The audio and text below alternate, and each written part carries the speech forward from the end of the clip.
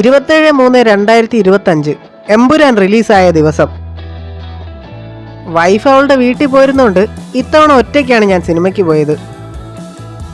പേടിഎമ്മിൽ Aries പ്ലെക്സിൽ ticket ഉണ്ടോയെന്ന് ഞാൻ നോക്കി.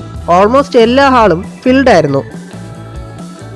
ഓഡി 5-ലെ സീറ്റൊക്കെ ഓൾമോസ്റ്റ് ഫില്ലായി. എന്നാലും കണ്ടതിൽ ഒരു സീറ്റ് ഞാനങ്ങ് ബുക്ക് ചെയ്തു.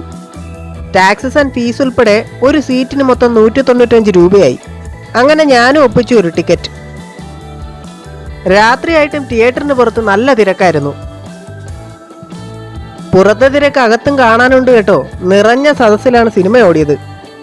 പ്രേക്ഷകരെ ബോറടിപ്പിക്കാതിരിക്കാൻ സ്ക്രീനിൽ അഡ്വർടൈസ്മെന്റ്സ് ഓടിക്കുന്നുണ്ടായിരുന്നു. 8:15 ഷോ 8:20 തുടങ്ങിയില്ല. സാധാരണ ഏരീസ് പ്ലെക്സിൽ ഇങ്ങനെ താമസം ഉണ്ടാകാറില്ല. കാത്തിരിപ്പിന് വിരാമം വിട്ടുകൊണ്ട് സ്ക്രീനിൽ ഏരീസ് പ്ലെക്സിന്റെ ആഡ് തെളിഞ്ഞു. അവസാനം സിനിമ തുടങ്ങി. മൊത്തം സിനിമയും സ്ക്രീൻ നിറയ്ക്കാതെ ഇതുപോലെ സിനിമാസ്കോപ്പിനുള്ളിലാണ് കാണിച്ചത്.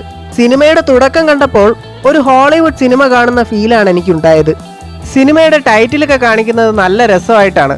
അവിടേക്ക് വ്യത്യസ്തത കൊണ്ടുവരാൻ സിനിമയുടെ അണിയറ പ്രവർത്തകർ ശ്രദ്ധിച്ചിട്ടുണ്ട്. മോഹൻലാലിന്റെ ഇൻട്രോയൊക്കെ വളരെ ഗംഭീരമായിട്ട് എടുത്തിട്ടുണ്ട്.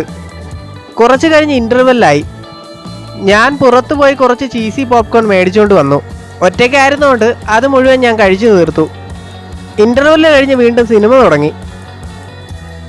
സിനിമ മൊത്തത്തിൽ ഒരു എഴച്ചിലുണ്ടായിരുന്നു. അതിഗംഭീര മേക്കിംഗ് ആയിരുന്നെങ്കിലും ലൂസിഫറിനോളം ഈ സിനിമ വന്നതായിട്ട് എനിക്ക് തോന്നിയില്ല. അവസാനമൊക്കെ ആയപ്പോൾ എനിക്ക് ബോറടിക്കാൻ തുടങ്ങി. ഇപ്പോഴുണ്ടായ പോരായ്മകളെല്ലാം ഇനി അടുത്ത സിനിമയിൽ നികത്തുമെന്ന് പ്രതീക്ഷിക്കാം. മറ്റൊരു വീഡിയോയിൽ വീണ്ടും കാണാം. ബൈ.